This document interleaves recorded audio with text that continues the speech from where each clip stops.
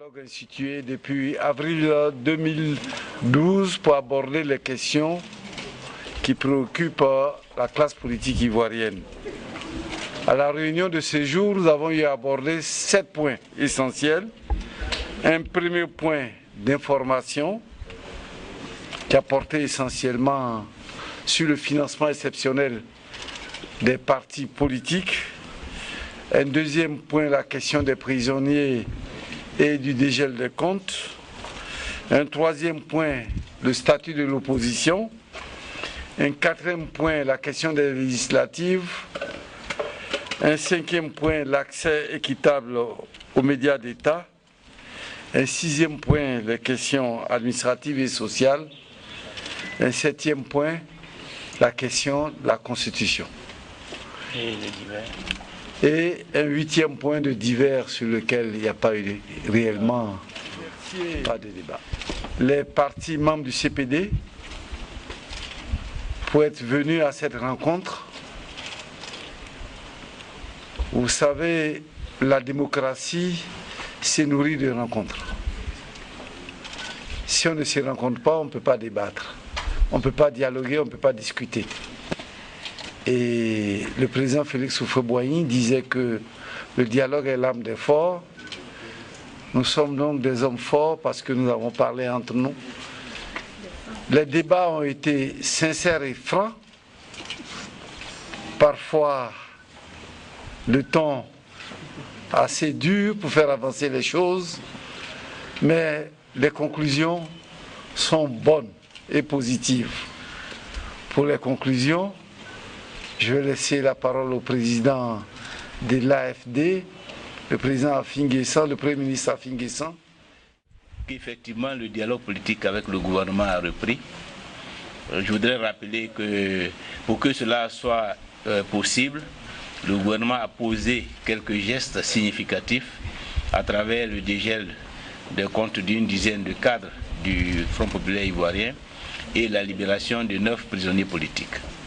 Nous avons estimé ces gestes comme suffisants pour que nous puissions reprendre le dialogue politique. Et comme l'a dit le Premier ministre Oussou Jano, à l'occasion de cette reprise, nous avons examiné principalement 7 points. Sur ces points, ce qu'il faut retenir, c'est donc la volonté de faire en sorte que sur toutes ces questions, nous avancions et que nous puissions, dans les meilleurs délais, trouver les solutions à tous les problèmes qui se posent à ce niveau. Ainsi, en ce qui concerne la question des prisonniers politiques, le principe que tous les prisonniers retrouvent la liberté est un principe qui a été réaffirmé.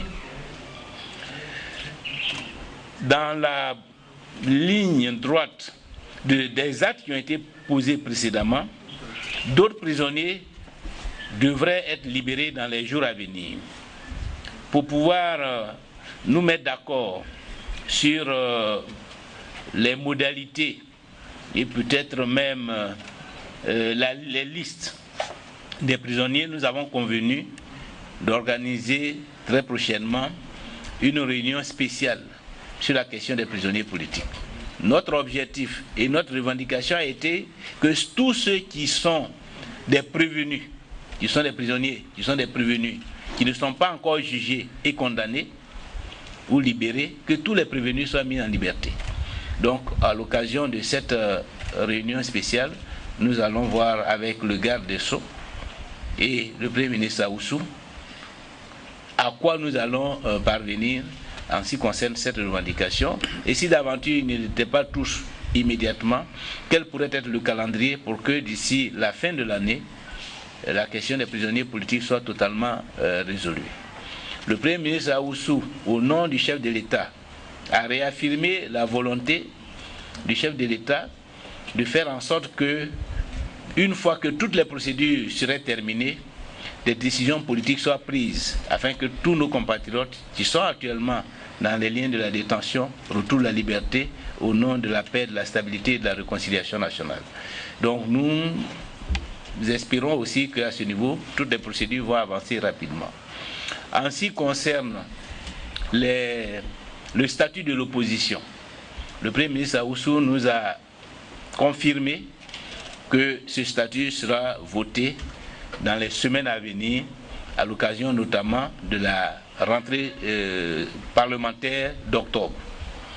En ce qui concerne les législatives, il faut noter que à l'heure actuelle, le gouvernement ne semble pas avoir lui-même une idée précise du calendrier des législatives, ni de la composition de la future Assemblée, en ce qui concerne le découpage des circonscriptions et du nombre de députés que devrait comporter la prochaine Assemblée. L'opposition a marqué sa vive préoccupation par rapport à cette incertitude sur la composition de la future Assemblée et la date des élections, étant donné que le mandat de l'actuel Parlement prend fin fin novembre, début décembre. Nous avons de fortes inquiétudes qu'un vide juridique s'installe parce que l'Assemblée n'aurait pas été mise en place dans les délais requis. En ce qui concerne l'accès aux médias d'État, nous avons aussi exprimé notre grande frustration et notre vive préoccupation par rapport, je dirais, à l'enlisement, à l'immobilisme qui marque les médias d'État en Côte d'Ivoire et au retard en termes d'évolution démocratique que cette situation comporte pour notre pays au moment où tout autour de nous, les médias ont évolué, la libération des ondes est une réalité, les journalistes se sont adaptés au nouvel environnement démocratique que l'on tente de construire en Afrique. Nous observons qu'en Côte d'Ivoire, les médias d'État et les médias de façon générale accusent un retard important. À telle enseigne que les grandes questions qui préoccupent les Ivoiriens ne sont pas reflétées dans des débats à travers la télévision ivoirienne ou la radio ivoirienne. Aujourd'hui, nous parlons de réforme constitutionnelle. Hier, nous parlions de réconciliation nationale. Sur toutes ces questions qui auraient pu faire l'objet de grands débats afin que les Ivoiriens soient éclairés sur les enjeux de ces différentes questions, ces débats-là sont absents. Et la télévision ivoirienne se comporte à l'heure actuelle même pire qu'au temps du parti unique. C'est une situation que nous avons dénoncée et nous avons souhaité que des mesures soient prises pour reformer en profondeur l'organisation des médias d'État, l'organisation des organes de régulation, le professionnalisme des journalistes, de manière à ce que la presse soit à la hauteur de nos ambitions en matière de démocratie. Nous avons, sur la question des questions administratives et sociales, ce sont des questions que nous avons évoquées en janvier à l'occasion d'une audience que le chef de l'État a bien voulu nous accorder. À cette occasion, nous avons insisté sur la situation de nombreux hauts fonctionnaires de l'administration ivoirienne qui sont aujourd'hui condamnés à l'inactivité, qui sont à la maison, qui sont sans affectation, alors que le pays a besoin de leur expérience et de leurs compétences. Nous avons évoqué le cas de certains qui, même dans les services, sont à des postes subalternes par rapport à ce qu'ils avaient comme responsabilité dans le passé. Et nous avons souhaité que des mesures soient prises le plus rapidement possible pour que tous ces cadres soient remis en fonction, qu'il s'agisse des anciens préfets, d'anciens magistrats, d'anciens fonctionnaires ou enseignants de l'éducation nationale ou de l'enseignement supérieur, que tout cela retrouve les postes de travail. Dans le même prolongement, il y a des cas particuliers que nous avons soumis au Premier ministre Aoussou afin que des mesures soient prises pour leur réintégration. Il y a des questions sociales aussi qui concernent tous les travailleurs de la SOTRA, du port autonome d'Abidjan, de la RTI et de l'Office national d'identification. Cela constitue des milliers de travailleurs qui, dans le prolongement des événements d'avril 2011, ont été jetés à la rue. À la RTI, on a enregistré plus de 300 licenciés d'un coup. Ces cas nous préoccupent. Beaucoup de ces personnes, de ces compatriotes, certains d'entre eux sont décédés parce que s'étant retrouvés du jour au lendemain sans ressources. D'autres vivent des situations difficiles au plan social. Et nous avons souhaité que ces cas soient examinés, de manière à ce que Si d'aventure des licenciements apparaissent comme abusifs, que cela soit corrigé, soit à travers la réintégration des personnes concernées, ou alors des dédommagements conséquents afin qu'ils puissent se réinsérer dans la société ivoirienne. Sur la réforme constitutionnelle, nous avons réaffirmé ce que, à travers l'ensemble des partis politiques, nous avons déjà dit, à savoir que ce débat est un débat pour nous fondamental, parce qu'il emporte l'avenir de notre pays.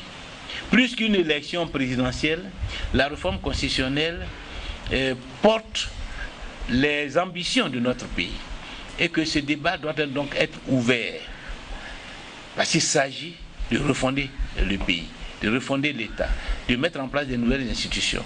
Nous ne pouvons pas nous contenter, nous satisfaire de la procédure que le chef de l'État nous propose, et que nous souhaitons un vrai débat ouvert à travers, au minimum, une commission constitutionnelle qui peut intégrer les experts qui ont été mis en place par le chef de l'État, mais qui doit être composée des représentants de toutes les entités socio-professionnelles de notre pays. Tous ceux que l'on consulte séparément, il faut les rassembler pour qu'ils discutent entre eux, qu'ils confrontent leur vision de l'avenir, qu'ils confrontent leur expérience de la vie nationale, leurs propositions, et que de cette confrontation émerge un compromis qui pourra fonder la stabilité politique pour l'avenir du pays. Donc voilà, au total, une rencontre enrichissante à travers la durée, plus de 3h30 de débat. Cela signifie que nous avons passé en revue l'ensemble des questions. Il y a de bonnes tendances, puisque à travers le Premier ministre Awoussou, nous avons noté que le gouvernement veut faire avancer les choses. Ce que nous souhaitons, c'est qu'il fasse diligence pour que ce dossier de dialogue politique puisse être clôturé le plus rapidement possible.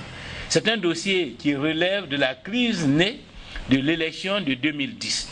Or, en 2015, nous avons eu une autre élection. Il n'est pas acceptable qu'après l'élection de 2015, nous continuions à parler des problèmes qui ont surgi à l'occasion des élections de 2010. Cette persistance du dialogue est un défi pour nous, classe politique. Parce que nous devons montrer que nous avons la capacité de résoudre des problèmes de Côte d'Ivoire. Donc plus ces questions traînent, plus nous faisons la preuve de notre incapacité à trouver rapidement des solutions aux questions qui se posent à notre pays. Or, à l'heure actuelle, les Nations Unies se désengagent. Comme chacun le sait, en avril 2017, l'ONU va fermer sa représentation en Côte d'Ivoire parce qu'elle considère que nous avons les ressources humaines, intelligentielles nécessaires pour pouvoir nous prendre en charge. Il faut donc que nous fassions la démonstration de cette capacité, de cette confiance, en faisant en sorte que dans les meilleurs délais, nous puissions clôturer le dossier des difficultés, des problèmes nés de l'élection présidentielle de 2010 pour que nous passions véritablement à une phase de reconstruction de la démocratie, de la stabilité politique et de la prospérité de notre pays. Voilà donc, chers amis, ce que je voulais vous dire à la suite du Premier ministre, tout en vous remerciant d'être restés jusqu'à cette heure pour nous attendre et nous entendre.